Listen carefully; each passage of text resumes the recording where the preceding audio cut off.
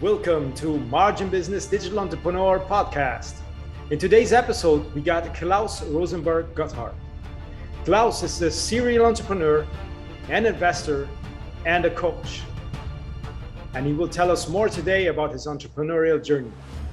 Welcome, Klaus. I'm very happy to have you here today, Klaus. I would like to know more about your entrepreneurial journey and where you grew up and what did you do and what did it take to go where you're at right now at success, and the whole way, the ladder. Obviously there's many people will be interested and see how this evolution took place and what steps have to be taken, so maybe they can as well take an example and do the same. Welcome. Thank you, Omar. Thank you very much for having me on your podcast. And yes, entrepreneurship, it's what I have done. I didn't even have a high school degree, so I have only built companies my entire life. I'm 54 next month or something. So it's been 30 years of ventureship and entrepreneurship. And I want to say one thing, and I think everyone that would be listening to your podcast will know this. Entrepreneurship is really, really hard. It is as an extreme sport, if I may use that phrase. Hi again. Sorry to interrupt your video. I just wanted to let you know that I really appreciate you having you here on this channel and watching this video right now. And as well, I wanted to let you know how we can help Amazon sellers to sell more in the European marketplaces. We offer listing optimization and translation to Amazon sellers in order to grow their business within the European Union. If you have any questions, don't hesitate to contact us at marginbusiness.com. Thank you and enjoy. Sorry, one more thing. If you like our content, please hit the subscribe button and give us a thumbs up. Thank you. Now enjoy your video. So nothing comes easy. Nothing will be, an overnight success. Nothing will just drop down into your turban and you will enjoy it. That is not the way it goes. And clearly in 30 years of entrepreneurship, I have had my ups and downs. I have had failures of bankruptcy and closing companies, and I have had successes of the awarded company of the year. I have sold 3 companies, and everything in between. So I think very important for entrepreneurs starting out or early on in their journey is that it is going to be a roller coaster, an emotional roller coaster. It is going to be a matter of falling down 7 and getting up 8 times in this journey. It's important here is to fall in love with your process of taking one step each day, moving towards your goals, not having your eyes fixated on the goal. The goal is a distant shore. It's something we will arrive to at some point, but it's about enjoying the process and making sure that you're every day doing progress towards that goal. So, yeah, I started out very early with things. So now you can understand. I'm born in '67. So when I say early, we are back in the '70s and '80s. Some people might not even have been born there. Of your listeners. Anyway, did a lot of small things in the beginning, windsurfing schools and windsurfing stores and fun stuff like that. But my first business was a trading company. Interesting. And this was an opportunity that, yes, especially now in the growth of e-commerce, but this was a classic trading company. But the reason why I established this and went full on into being an entrepreneur was that the European Union had opened up for what's called free movement of goods. And not a lot of people knew what that meant. Now everybody knows what that meant. But in the early days, '93, when I did this, nobody knew what free movement of goods meant. But I saw an opportunity to say, I can buy Lux soap or Palmolive shower gel in Spain, and I can sell it in Denmark, and I'm going to be 30% cheaper than the local Unilever selling the same products to the supermarket chains. So I saw this opportunity of doing basically arbitrage on these large brands' marketing budgets, because they would be selling their Palmolive soap at one price in Spain and they would be selling it at another price in Denmark. But with the story, what I want to say here is that very often opportunities comes by and they are presented to you, but you need to be paying attention. You need to see what is that opportunity, what is it here, what is in front of me, and that for that to happen, you need to be a little bit open-minded, not so much, have you be in your own head and maybe even, thinking too much about yourself. This is, opportunities that are coming in, whether from the universe or whatever you want to say, but you see an opportunity, something is presented in front of you. Take your ego out, look at it. Okay, what's happening here? What do I know? And mostly, what don't I know? And if I know something other people don't know, go for it. Like I explained that example here. And then grew that trading company. We became a major player in Europe, and that took me to Russia, where I then built cleaning companies. I built a snow removal company over there. I built a distribution company in Russia as well. My cleaning company became quite large. We had almost 1,000 employees. Did supermarkets, all the IKEAs, the US Embassy. Had great clients. So again, the entrepreneurial journey here is that I was presented with opportunities. We were doing trading in Russia, and one day I had a lunch with an American property manager called Heinz. The company is called Heinz. It's the biggest property manager in the world. And we just, over chicken wings and beer, we were just like, God damn it, Klaus, I can't get the service level I want. I have complaints from my clients every week that, the service level is not good enough. And I could have just gone along and sort of, cheered with him and say, that's a bummer. But, I turned around and said to him, so if I build a cleaning company that gives you that service of that level you're used to in London, Paris, New York, Tokyo, would you buy from me? And he said, yes, I have no other option because I've tried everything else. Good, I said. Then I went home to Denmark, educated 30 Russians into a cleaning standards that we had in Denmark, got the first client with them, started out from there. And so again, it was an opportunity, I could have, easily, not listened to or, being carried away with the beers and the chicken wings, but no, you see an opportunity, you feel the pain, you see if you can solve that pain point. And actually later on, I asked him, how come being such a prestigious company, how come that you bought from us? I mean, we were a brand new cleaning company in town. You haven't cleaned one toilet and you gave us your biggest building. He said, because you might not get it right, but you would make it right. So if something didn't work and I would call you up, you would fix it the next day. And that was the attitude, he said, that we needed. We just needed someone to listen to us and get things right. So you might not get it right, but you will make it right. And that was totally, of course, what we did. And 6-7 years down the line, I had all their buildings, I had everything. And I actually sold that company to ISS, which is the world's largest facility service company. And ISS is big in Russia today, and it's the basis of what I built for them. Wow. Then it became, technology. Then I built a lot of technology companies. Some worked, some didn't work, and I think that's also part of being the entrepreneurial journey. It's impossible to have success all the time, but from the failures, we learn things. It's very hard for everyone to rise up after a failure. And I think that is something that needs to be addressed. How do you get yourself up? How do you say that, okay, that was a mistake, that was a lesson learned, I'm gonna go at it. I think one of the things is not to dwell on it longer than if it's a real bankruptcy or something that is really hard and you have to lay off people, something. I mean, I'm not talking 24 hours because that's not possible. You need to absorb what happened. You need to acknowledge what went wrong. And then at some time again, you're going to say, okay, let's close that chapter. Let's move forward. Let's find the next thing we're going to do. That is not, that's not the entire story of me. Let's do something different. Sure. It's, to put this together, from what I see is it's already a lot of information and a lot of great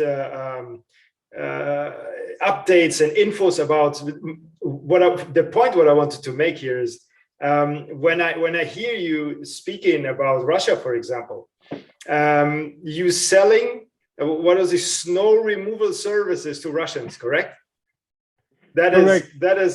That is something that kicked me, you know, kept me thinking. You know, it's like selling, I don't know, selling ice cream to the biggest ice cream company. You know, it's no.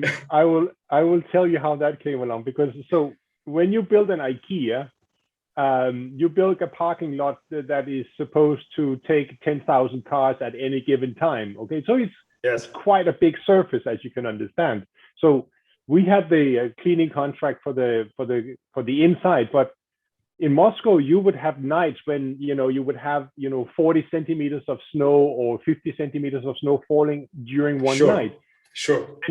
And when IKEA opens at 8 o'clock or 9 o'clock in the morning, you need to make space for 5,000 cars, just like that.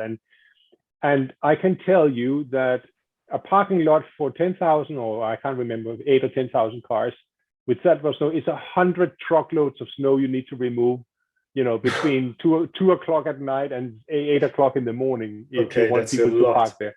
Yeah. So, someone's got to do it, okay? We went out and we leased equipment and we bulldozers and trucks and stuff like that. And yeah, but then again, if you make $30 on every truckload of snow you're driving away, times 100, that's $3K that night. So it was not necessarily a bad business. No, that's it's amazing, because why, for example, in Russia they didn't do it. Maybe there were other companies as well who did the same with you. Absolutely. It's not that I invented snow removal. I didn't invent it, but I had access to the clients. I saw their needs, their desperation. Maybe it was a case of somebody else was trying to do it and they were not doing it well enough, organized enough. But we could organize ourselves better, and we could communicate better with the client, and rectify if we did something wrong very quickly. Okay. I can see, because where are you originally from? Sorry.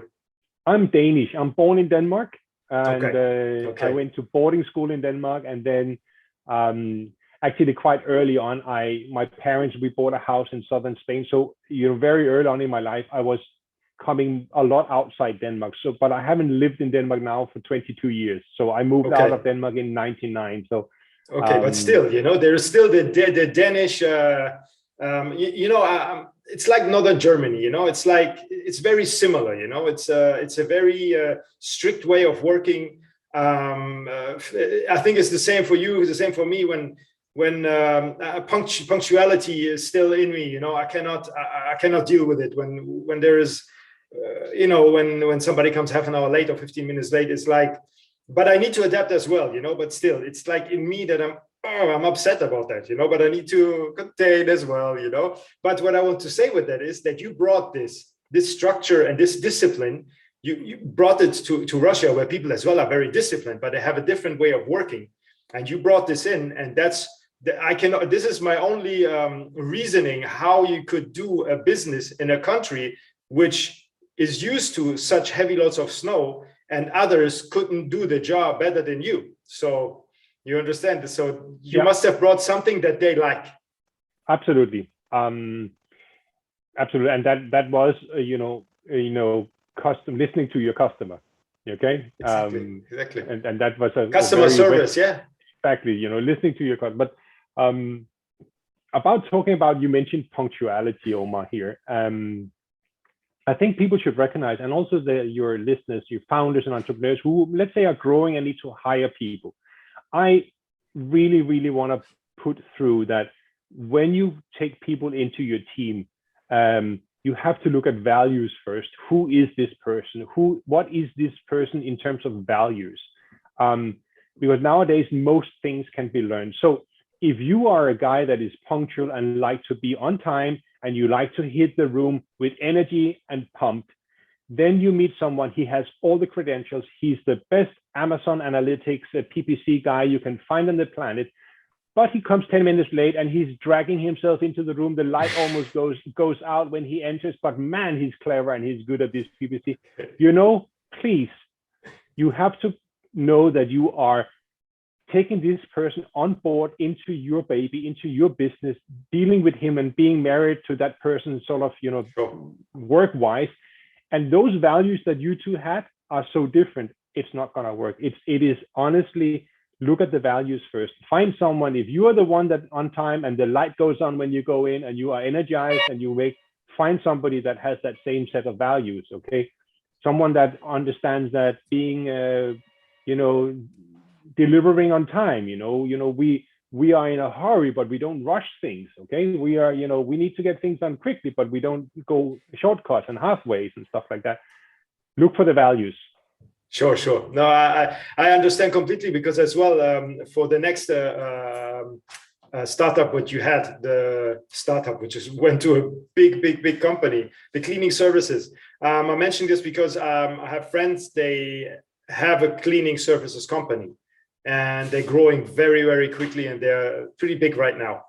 And they have actually the same problems what you mentioned. I mean, with the clients have many possibilities to take people, but they choose them because they get it right. They come back if they call them. They accept complaints. They come themselves even at night if it needed to be inspected, So even if they're already big, they don't care. They move themselves. They don't, because what I'm listening in many companies, they send somebody. No, when there's really something going on, don't matter, it's your company. You come, you stand up, you go there yourself, So there is what I'm seeing, the possibilities of growth is actually to really listen to your customers. We have it again, listen to your customer, and as well, put yourself into the position and train as well your staff accordingly, not just throw them something in their hand, but they, go do this. No, go with them, show them, it's everything goes hand in hand. But one thing, speaking founder to founder here and to your listeners, founders and entrepreneurs, is quite often there's also a matter of ego. Yeah. Okay. There are a matter of the founders and entrepreneurs at some point becoming to, see themselves as maybe above or beyond or in a different position. And that ego is a little bit dangerous, because then you are distancing yourself from what you gave birth to and that baby of yours, that business. You are never too big to pick up the phone and speak to a client. You are never, exactly. I remember at ISS in Denmark, there was 1 week a month, the top management had to go out and work in the field. So that literally the VP of sales would be cleaning toilets. Honestly. And because that was just getting into, knowing where are your employees. That's always important to understand what environment they are working in, what they are facing. And going around and meeting the clients and hearing their feedback right from the phone, or like you have heard with many, online companies, the CEO sits at the customer support line sometimes and pick up customer support and tickets. Definitely. Fantastic.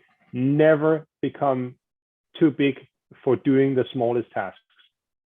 Yeah, that's true. And as well, we have to be the role model for our, I call them partners. I don't even like it to call employees. I call them partners because it's them who actually run the company, obviously with my guidance, but the ones who run the company are the partners. And if I teach them correctly and if I give them correct guidance, they can do a correct job. And if they don't do a good job, that's my fault.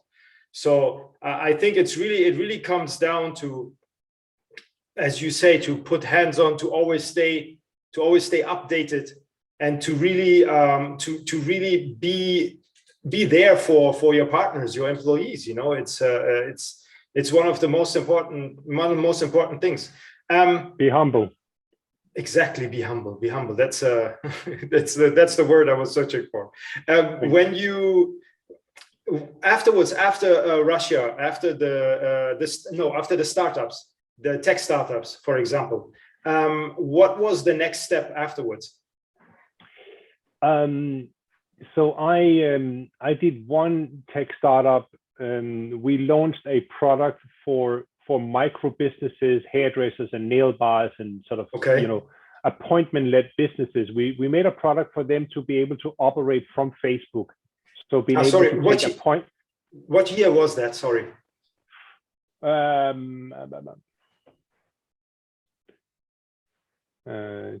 Maybe we are in, what are we, 2013, 14, you know, so Facebook was that's still early. Wow, that's early. Yeah, Facebook was maybe at 800 million users, and they were just about to, they haven't even cracked mobile yet, but we were of this opinion that maybe 14 anyway. We were of this opinion that Facebook would become a really integrated part of life. So we thought if you have services and businesses here, and you have the consumers that want to interact with the businesses, why don't we build a tool that will facilitate, you know, business using Facebook? So if you're a hairdresser, you would just say to people, you know, go to my Facebook page and make a booking. You don't need to install an app. You didn't need to do anything. You didn't need to. And you as a shop owner, you would go to your Facebook page and you would open up sort of the back end of your ERP system, which would be your calendar with your employees, which would be your loyalty program. So we built a really, really nice product for that. And then we got funded with a London-based VC to 6.5 million. And that was, of course, great. And then we ended up signing a product partnership with Facebook, because Facebook at that time was like, you know, whoa, this is exactly what we want to address, you know, someone that can facilitate commerce between the pages or the small businesses and the consumers. So they had, of course, already maybe one element, let's say something like a contact the shop, or they had something, but they didn't have all what they had now, book me, book now. So we made a product partnership with Facebook, and super excited. Went to Menlo Park to the people over there, and you know, super. And then our VC, you know, flunked and failed. So they had been writing the checks before they had raised the money. Oh, I don't know if it's heard of or unheard of, but we literally out of the 6 million, I think we got 1.8, 1.9 million, and then they simply pulled the plug. They kept telling us that money was coming, and we sort of continued with a very high burn rate because we were in a growth momentum. Yes. And then at some point I just had to pull the plug because we were, you know, going over the edge at full speed.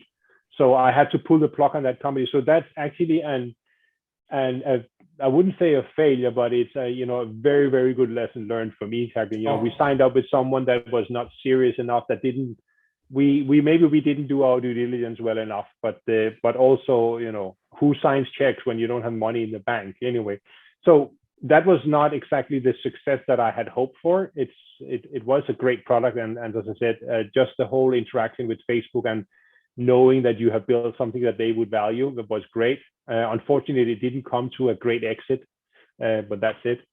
Then is there anything left? Is there anything left of this software, or it's completely it's still dormant. It's still, actually, we are in a court case with this VC, but that doesn't bring anything, you know. It's just, you know, because you have paperwork and you need to do what you have to do, but it's super draining and not very positive to go through that. Sure. And I think if I would restart that today, let's say money would come in at some point, I would have to change the focus, because now Facebook does a lot of these things already. You can attach a calendar, you can attach your booking systems, you know, you can do these things. So they, of course, has moved forward, you know, but and then a couple of years ago, we looked at, with my partners, at the growth of e-commerce, and they are investment bankers, more, you know, Goldman Sachs kind of, you know, experienced M&A people, and they said, well, they were excited about all the aggregator space coming up and all the money going to there. And I was, again, coming from entrepreneur and founders perspective, I said, well, great that e-commerce is growing so much, but I remember when I had my trading company that you are always in deficit, or having not enough access to growth capital. You have hit something, you are successful, you can grow, but you can never grow as fast as the capital that you are making yourself. So I said, one service that I would love to provide is access to growth capital. And then I said also, there's also going to be a requirement for a service of helping these founders do a fair exit.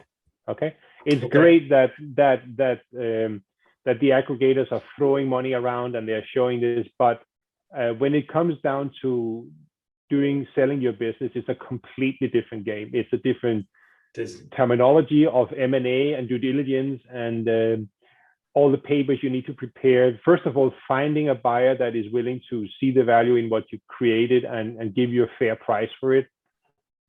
Also in the negotiations, being able to counter whatever discounts are being negotiated and offered, etc. So we wanted to do that broker service as well. So today, AEPIC Partners, which is the company that I am excited about now that we're doing, we offer growth capital to US stores, US facing stores, as much capital as you want.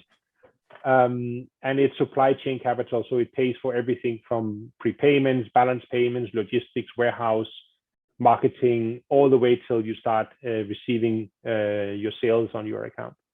And then we offer these broker services where we find you the right buyer. We help you negotiate and find the right legal team and hopefully get a fair deal. So that's what I'm excited about now.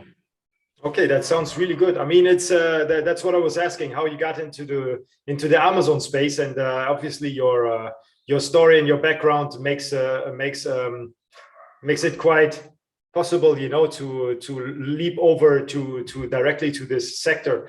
As did you ever before, help companies to be acquired or anything in that direction, or how did you get into this space? So first of all, I have sold 3 of my own companies. So from personal experience, I have experienced what it means to go through a sale, and it may sound exciting. Someone calls you up, hey, I'm from Thrasher, we love what you're doing. Would you want to sell? And you give them a number, and they say, yeah, that could maybe be it. Those first conversations are always going to be positive, but sure. Then honestly, it comes down to business, and then the buyer would want to find ways to get it as cheap as possible because it's a numbers game. It's business and it's not personal again. But so there, it can become a little bit difficult or challenging or even nasty. So it's always good to have a broker in between, because as a seller, you cannot take a hard stand. Of course, if you take a hard stand in a negotiation, it's a hard stand. Sure. It's easier for you to have a broker that takes the hard stance, and then if the buyer is then going to start walking away, the seller can always come in and say, okay, let's do a little bit. You don't have that flexibility if it's just you, unless then you give in, and then you have already played your cards a little bit wrong. But and then my partners are from the M&A space, so they are doing hundreds of deals, billions and billions in deals. So the team is put together of sort of me coming from the entrepreneurial side and connecting with the founder who wants to sell, make sure that he can see that there's someone taking his deal forward that understands him, and then I have my people and my partners around me that knows M&A on the level of Goldman Sachs. So we are doing very professional M&A work. We're doing very professional due diligence help, building up for a good case for the buyer. Okay, that's exactly what is needed at the moment. I'm speaking to a lot of people at the moment as well, out of the space of the aggregator space and from the financial side as well.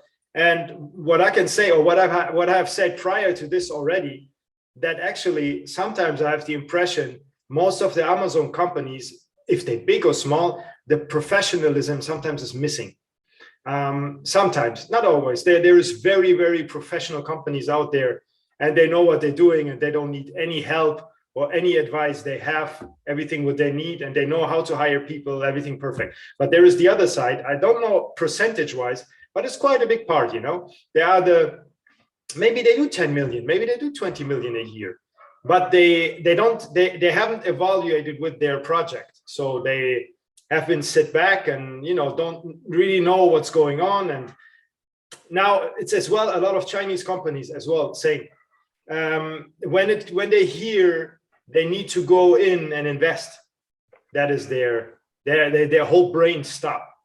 So investment stop. This is for most of the people, you know. And I think in growing as an entrepreneur, you need to learn this as well in order to invest, because investment is always like even for me, I needed to be, if I have to invest somewhere or, you know, put to buy stocks or anything, it's like you need really to cross this line in order to understand that it will give you at some point something back. So for the listings, what we do, or for the translation, for pictures, it's all the same. Because if your shop don't have that, you're going to get eaten up by another aggregator. The aggregator will come in, they will catch the smartest people, they will catch the best people, and they will work with the best agencies. And they will come for everyone, little by little. So all these sellers which don't acknowledge this will get pushed out little by little. And we can see it already from, for example, the foreign sellers. We can see it, who don't take care of their listing, who don't take care of the optimization. And they made 10, 20 millions without doing anything. They're gonna lose on the long run. They're gonna lose. This is short-term money, what I call it short-term money. And now we are in a game where it's long-term money and real professional. And it's kind of dangerous for everyone, because the cards are played very high right now. And like I said, I'm really giving this message to everyone all the time, that they really have to check this, to look into this. And some people are already upset because they know that the aggregators are super professional, they're super well backed up, and they will come for every single one in this business. And we are only, like I always say, we're still in the baby shoes. It's we're about to grow in this space. So imagine when we talk in 20 years, how this space is going to look. It's going to be huge, super huge. And only it's not that the biggest will survive, it's the smartest will actually survive. Yeah. What is happening now is something that has done and happened repeatedly in the sort of offline world, in the brick and mortar world. So it's an industry maturing. Once it has matured to a certain level, you see consolidation and growth. So you see consolidation, be that in dentistry or veterinarian, you know, once the industry has grown up and matured, you see roll-ups and aggregators coming together and putting them all under one brand and having, you know, financial strength and power to optimize it, do it better and better. So what's happening now in the industry of e-commerce is just that it's coming to maturity. Okay, thank you very much, Jeff Bezos and COVID-19. But it's coming to maturity, and thank God for that sort of the center of our life is now digital, and then we can sit and do all these kind of things. Exactly. And what happens is then then consolidation happens. That means people coming in, doing it better, more professionally, hiring the right people, optimizing wherever you can optimize. And of course, there's going to be the big rocks, but there's also space for pebbles in that little jar, you know, of yes. life. So just make sure that you are just not a pebble that will be squashed and squeezed, but make sure that you can stand up for what you're doing. And one day you might be acquired and join one of the big stones or the big brands. Exactly. But you cannot just anymore just ride along and be one of the first ones to take a product to the market and take it online. And you need to be on top of your business all the time. And that's where companies like yours are great, you know, supporting these people and making sure that they will win. Definitely. Like I said, we're going to see this more and more and more. And the companies which are all doing all of this, it's getting stronger. Like you said, they're backed up by Goldman Sachs. They're backed by the biggest banks of the United States. So we're gonna have a feast here. You know, I'm really I will enjoy this and watching this. How this will be. This is a big competition. You know, we're entering big boy playground now. So it's going to be really, really nice to see. I have a question for you, actually two, but let's do the first one. I know, you know, you're very motivated and everything, but in general, what does motivate you? In business or in private life in general, how does it look, and what gives you this drive as well, and how you maintain it? Good question, Omar. I think motivation is it's sometimes a little bit of a difficult word, and it's also a term that maybe can be misinterpreted. And everyone thinks that, oh, I have to be so motivated and I have to be so. It actually comes back to you need to do something that you love doing, okay? Sure. And that you are good at. And when you love doing something and you're good at it, then you sort of get motivated to keep doing it. So it's a little bit the other way around. Can you see what I'm saying? You don't wake up and you are motivated to do this. No, you go in to do this because you love it and you like it and you're good at it. Okay. And that motivates, that sort of the success that you're good at it, that is the motivation. So looking for the end is sort of the opposite way around. Okay. So make sure that you're doing something that you are good at and that you like doing, first of all. Okay. And then that will propel that you will keep doing it. And that's where you find motivation. But also, I think not having the end goal in mind, like I said before, the fall in love with the process of, things that needs to be done. What is important right here, right now? Have your to-do list, your agenda, whatever. Be diligent, show up. If you want to be a great entrepreneur and a great founder, show up as a great entrepreneur and a great founder, and ask yourself, and have values. So would the world's best entrepreneur sit and surf the internet for 2 hours on news sites and maybe play online games? No, he wouldn't. The world's greatest entrepreneur would time block his day, know when he's going to do what and what and what, take some breaks, do some push-ups, eat some nuts, drink some water, get back at it. Okay. So how do you want to show up? Who do you want to be? I want to be the world's greatest dad. Okay, then you are not on your phone when you're with your daughter and your kids. You're with them. World's greatest dad would not be on the phone when he's with his kids. I want to be the world's greatest spouse and partner. Okay, then when you watch television together, you don't sit on your phone, you hold hands, you talk, or you don't watch television and you discuss the things. That's the world's greatest partner. So show up as that. Be that person, have those values.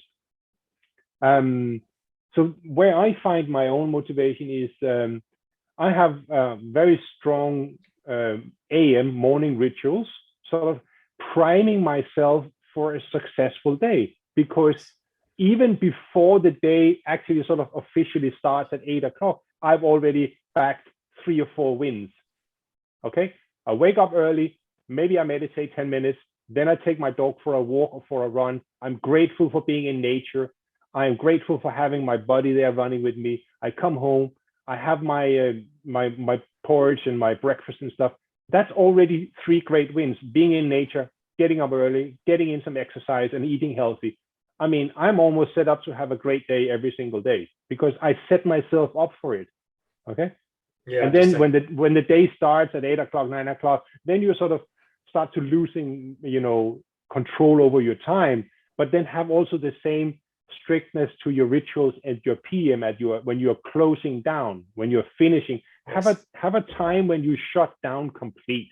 Have a time when laptop is closed, even put away. When phone is off, put away. And you have now dedicating yourself 100% to recovery, rejuvenation, connecting with your family, connecting with your kids, connecting with your wife, connecting with yourself. Go to bed early, have a good night rest, and then repeat. Very good. It's actually the first time that to see this from this direction. You're the first person actually who put the motivational question or the motivational explanation in this direction, because most of the time what people reply is that they get motivated by family, they get motivated by by different things, and it's I like this approach very much actually. It's different. I mean, I'm sure you have the same as well, but you went deeper this time and actually explained what you think about in general about motivation. I think it's really good. And what you say went down at night. Even our iPhone tells us right now, hey, it's 1 hour prior to bedtime. I mean, my iPhone most of the time, but like most of the people, click it away. That's the problem as well. But the technique today all the technical devices what we have help us already to do all of this, just to back this up for when winding down at night. Absolutely. It's a long we can have a long conversation on, technology and how to manage your time and how to be energized. That's another topic. We can do again for sure. One more question. For example, what would be your message to the world right now, just in general, about entrepreneurship to entrepreneurs around the world? I think first of all, don't sit back and sit on the fence and saying, okay, I'm going to see this out, what's going to happen, COVID, and it is what it is. It's here. It's not going to go away. The world took a shift, and that's all. Okay, and in another 5 or 10 years, I don't know when or before, it's going to take another shift. This is simply life. Okay, we were in a long period of where nothing really happened in the Western world. All the sort of disruptive stuff happened in Middle East or in Africa, yes, and all the unfortunate places for these people. And in the Western Europe, we were just lullabied in a world that just went on, and nothing really upset us. And then we got a little bit of a reality of what other nations, yes, are living daily. Okay, there is malaria, there is diseases, there is other things, and the people live this daily. Okay, hunger. So we just got a little bit of a taste of what the world is for other people. I'm so sorry. So for entrepreneurs, this is what it is. Let's go and find opportunities in this new world. Maybe try and sit down and extrapolate a little bit. Where are we in 3 or 5 years, and see, has something more changed? It might be that e-commerce in 3 years is so and so big. What could that mean? Well, it needs more fulfillment centers, maybe, or it needs more, yes, eco-friendly packaging material, or I don't know, wherever your focus is. Okay, and see yourself, what's going to be, and they say, okay, I'm going to try and solve that problem now, because then when we are there, I'm there as well. So there hasn't been a better time to be an entrepreneur, because there is so much capital available. There is so much opportunities to test your thesis, to get the first traction for very, very little money, almost maybe no money. There are, yes, you hear people launch online businesses for 0 investments. You can do drop shipping, you can do other things, but you can also start a technology company. There's so many things to do. So honestly, I think entrepreneurs are such an important part of society, super, super undervalued, because we are the ones providing jobs. We are the ones providing solutions to people's problems. So super important part of society. So go out, start your business, do what you have to do, and do your duty. Great. Thank you so much. That's great to wrap this all up. Thank you so much, Klaus, for being on the podcast, and I hope you had a good time, and I hope we can do this again at some point. Absolutely. Always welcoming conversations on entrepreneurship. Take care. Thank you. Thank you so much, Klaus. Bye.